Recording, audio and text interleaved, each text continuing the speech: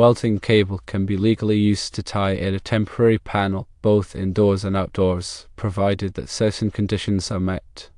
These conditions focus on safety, proper installation, and adherence to electrical codes. Indoors, the cable must be rated for indoor use. This means it should have insulation suitable for the environmental conditions within a building, protecting it from physical damage and electrical hazards. The cable needs to be properly secured and supported. This prevents strain on connections and reduces the risk of damage from movement or vibration. Securement methods might include cable ties, clamps, or other approved supports. The cable must not create a tripping hazard. This is crucial for safety. The cable should be routed in a way that minimizes the risk of people tripping over it. This may involve running the cable along walls, under floors, or using cable protectors. Outdoors, the cable must be rated for outdoor use. Outdoor rated cable is designed to withstand exposure to sunlight, moisture, and temperature variations. This is usually indicated by specific markings on the cable. The cable must be protected from the elements such as rain, snow, and sunlight. Direct exposure to these elements can degrade the insulation and reduce the lifespan of the cable. Protection can be achieved by using conduit, cable trays, or other suitable enclosures. The cable must not create a tripping hazard outdoors, just as indoors. The routing of the cable should minimize the risk of tripping, especially in areas with pedestrian or vehicle traffic. In addition to these general requirements, it is essential to consider specific local codes or regulations. Electrical codes can vary by location, and there may be specific rules regarding the use of welding cable for temporary power panels in different jurisdictions. Always check with local authorities, such as the Electrical Inspector's Office, before using welding cable for this purpose. This will help ensure compliance with all applicable regulations. There are advantages to using welding cable in such applications. Firstly, welding cable is flexible and easy to work with. Its flexibility allows for easier routing and connection in tight spaces. Secondly, welding cable is relatively inexpensive. Compared to some other types of electrical cable, welding cable can be a cost-effective option, especially for temporary installations. Thirdly, welding cable is durable and can withstand harsh conditions. Its rugged construction makes it suitable for use in demanding environments. Disadvantages to consider. Firstly, welding cable is not as aesthetically pleasing as other types of cable. Welding cable often has a utilitarian appearance, which may not be desirable in certain settings. Secondly, welding cable can be bulky and difficult to conceal. Its larger diameter can make it challenging to hide or route in concealed spaces. When using welding cable, it is crucial to adhere to National Electrical Code, also known as NEC, requirements. The NEC provides comprehensive guidelines for the safe installation of electrical systems. Several articles within the NEC are particularly relevant to the use of welding cable for temporary power panels. Article 300.3 covers general requirements for wiring methods. This article emphasizes the importance of using approved wiring methods and ensuring proper protection against physical damage. Article 310.15 deals with ampacity, the current carrying capacity of conductors. It is essential to select welding cable with an ampacity rating sufficient for the intended load. Factors such as ambient temperature and the number of conductors in a raceway can affect ampacity. Article 392 addresses cable trays. If welding cable is run in a cable tray, the installation must comply with the requirements of this article, including proper support and securing of the cable. Article 400.7 covers the uses permitted for flexible cords and cables. This article outlines the specific applications where flexible cords and cables, including welding cable, can be used. It also specifies the types of terminations that are allowed. Article 520 addresses theaters, audience areas of motion picture and television studios, and similar locations. If the temporary power panel is located in one of these areas, the requirements of this article must be followed, including restrictions on the use of certain types of wiring methods. Article 590 covers temporary installations. This article provides specific rules for temporary electrical installations, including the use of ground fault circuit interrupters, or GFCIs, and other safety measures. Additionally, it's essential to ground the temporary panel properly. Grounding provides a path for fault current to flow back to the source, tripping the circuit breaker and preventing electrical shock. The grounding electrode conductor should be sized according to NEC Table 250.66 and connected to a grounding electrode system that meets the requirements of NEC Article 250. Overcurrent protection is critical for safety. Circuit breakers or fuses should be installed to protect the welding cable from overload and short circuits. The overcurrent protection devices should be sized according to the ampacity of the cable, as determined by NEC Table 310.15.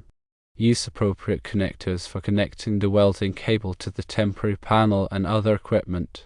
Connectors should be rated for the size and type of cable being used and should be installed according to the manufacturer's instructions. Inspect the welding cable regularly for damage.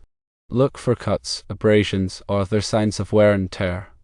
Damaged cable should be replaced immediately to prevent electrical hazards. When running welding cable outdoors, take steps to protect it from physical damage. This may involve using conduit or other protective measures. Also, be aware of potential hazards such as vehicle traffic and construction equipment. Provide adequate strain relief for the welding cable at all connection points. This will prevent stress on the connections and reduce the risk of damage to the cable. Use only approved electrical components for the temporary power panel.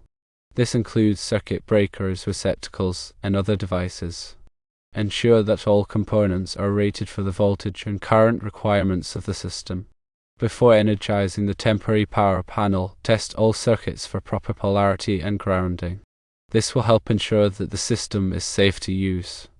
Use a multimeter or other testing device to verify that the wiring is correct. Label all circuits clearly. This will help prevent confusion and make it easier to troubleshoot problems in the future. Use a permanent marker or label maker to identify each circuit. Keep the temporary power panel clean and dry. Moisture and dirt can cause electrical problems. Clean the panel regularly and protect it from the elements. Do not overload the temporary power panel. Overloading can cause the circuit breakers to trip and could potentially lead to a fire. Know the capacity of the panel and avoid exceeding it. If you are not familiar with electrical work, hire a qualified electrician to install the temporary power panel. Electrical work can be dangerous, and it is important to have it done by someone who is properly trained. Remember that the information provided here is for general guidance only and should not be considered a substitute for professional advice. Always consult with a qualified electrician or local electrical inspector before installing any electrical equipment. Failure to comply with electrical codes and regulations can result in serious injury or property damage. Welding cable is typically made with finely stranded copper conductors, which gives it excellent flexibility. The insulation is usually a durable synthetic rubber compound that is resistant to abrasion, chemicals, and extreme temperatures.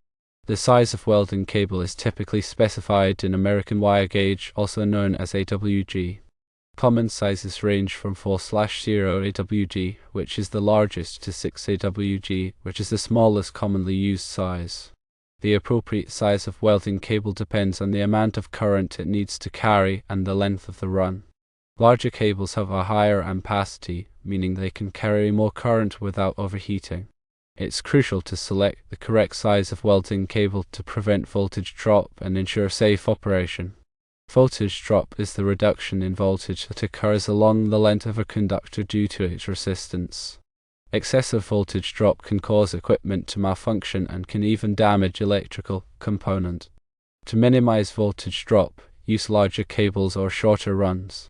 The ampacity of welding cable is affected by several factors, including the ambient temperature, the number of conductors in a raceway, and the type of insulation.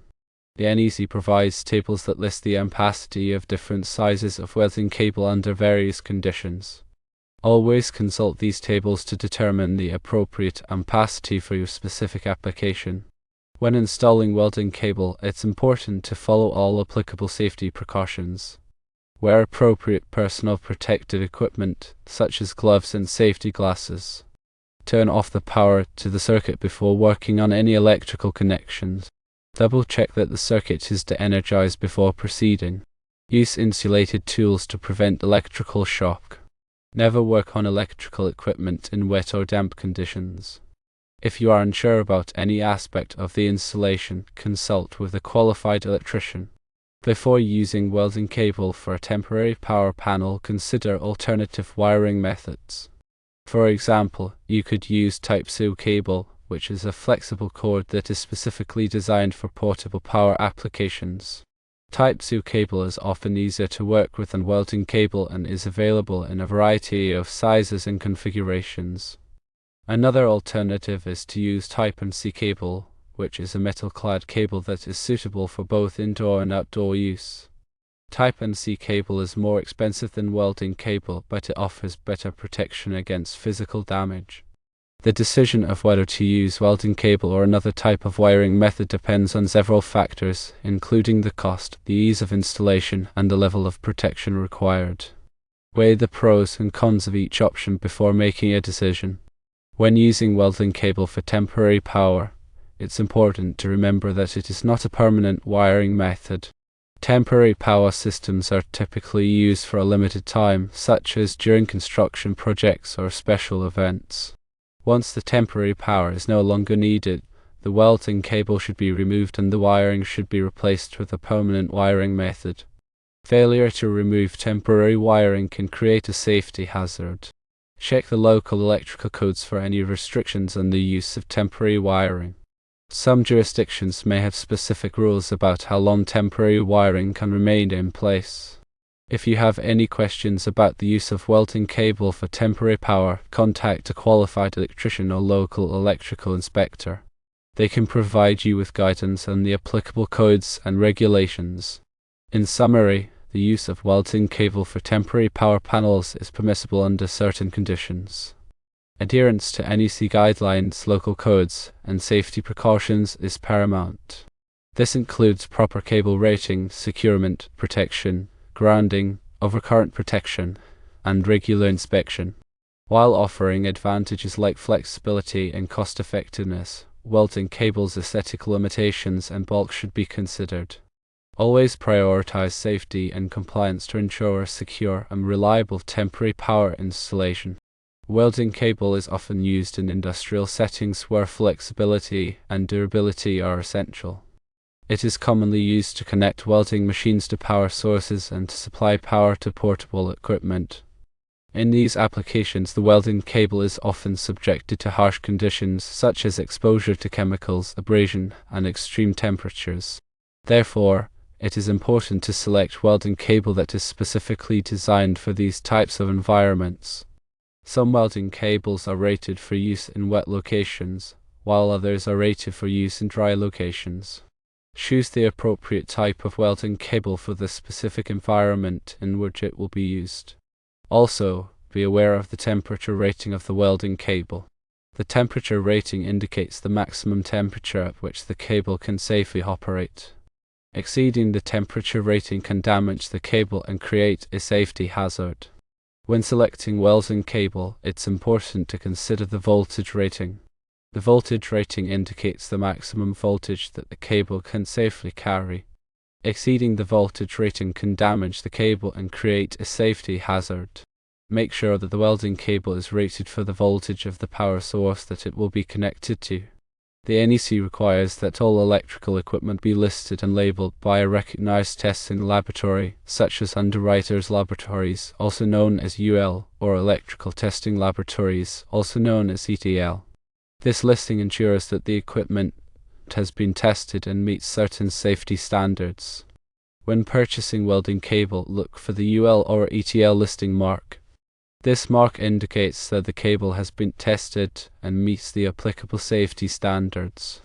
When installing welding cable, it's important to follow the manufacturer's instructions. The manufacturer's instructions provide detailed information on how to properly install the cable and ensure safe operation. Failure to follow the manufacturer's instructions can void the warranty and create a safety hazard. When connecting welding cable to electrical equipment, use appropriate connectors. The connectors should be rated for the size and type of cable being used and should be installed according to the manufacturer's instructions. Improperly installed connectors can create a loose connection, which can lead to overheating and electrical hazards.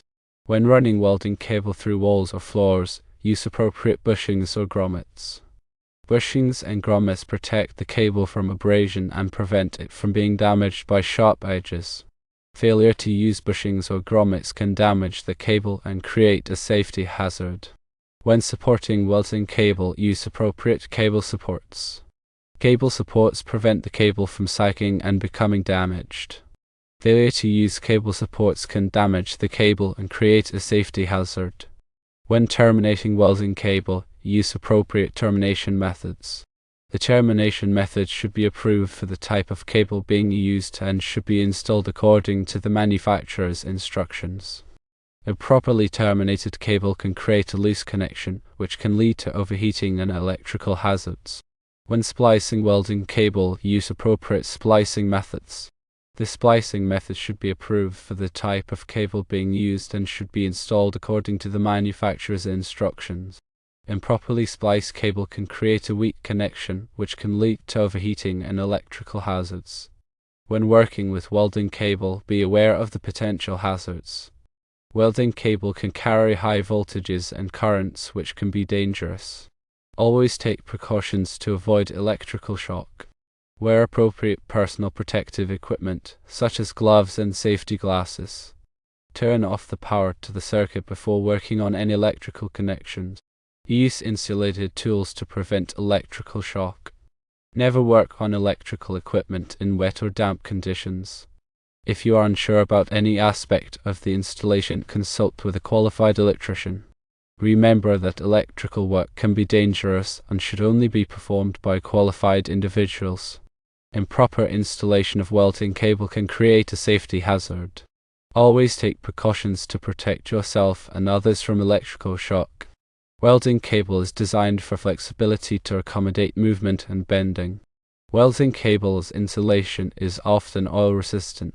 Proper selection, installation, and maintenance of welding cable are crucial for ensuring safe and reliable operation of electrical systems. Ignoring safety precautions can lead to serious accidents and injuries. Always prioritize safety and follow established procedures when working with electrical equipment. Continuous education and training are essential for staying up to date on the latest electrical codes and safety practices.